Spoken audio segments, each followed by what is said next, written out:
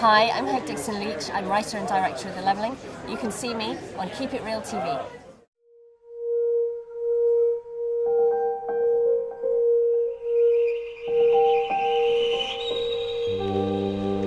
You came? Staying for the funeral. Of course.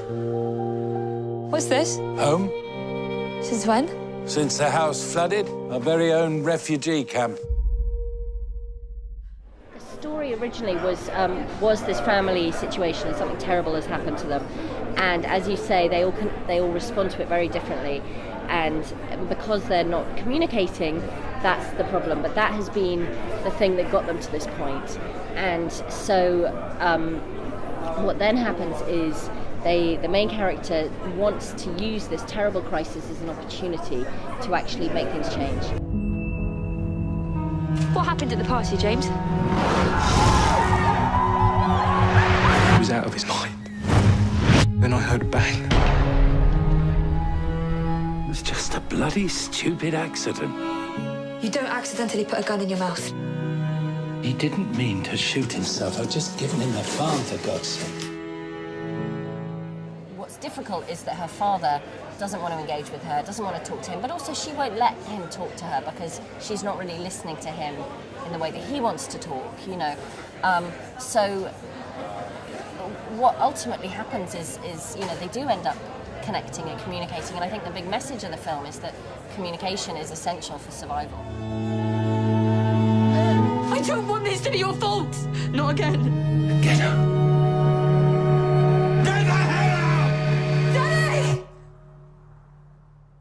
What's it like shooting in those really big grey skies, really green fields? How was that to be out in the fields? Somerset is a beautiful place, and it's a really specific landscape. So for this story, it was really important that we actually shot in Somerset.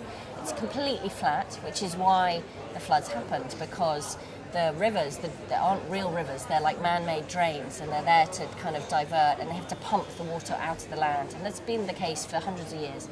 But what happened was the environmental agency stopped dredging the rivers, they stopped clearing them of all the build-up of silt and stuff, and so the rivers overflowed when there was a lot of rain. So it's a country it's working land. It's very beautiful to look at, but actually it's really maintained by the people who live and work there, and they have to work very hard. So actually when you're making a film there, it's so important to make sure that you're representing it properly, but also that we're working with the people who live there, and you know, and it's their community.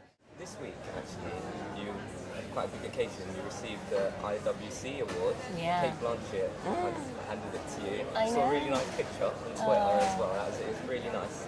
So how did that feel? Was that kind of, you've had a lot of work up until this point, is this recognition that you're on the right path, or did you just feel like you could relax a bit, or did you feel like you've been in that star-studded environment? Both of those things. I mean, recognition is incredible, you know, because it has taken me a long time to make my first feature. You know, it's sort of been 10 years since I thought I was going to, you know, but and yes, I can maybe relax a bit, but also actually no, now I've just got to get on with it. So Raising Films is about trying to have a conversation in the film industry about how the film industry can actually work better for parents and carers in the industry. So parents and carers, I think, are people who have so much to say. They have such profound life experiences, and they're voices that we want on our screens. And yet the industry is sort of set up to exclude these people and to make it very difficult for them to make work, because the film industry is so demanding, and it's such hard hours, it's such a, you know, endless, you know, difficult, unrewarding industry, really. It takes a long time to get paid, you know, to actually properly be able to survive. And so when you throw in the additional responsibilities of childcare and, you know, but also have that distraction, you know, creative time.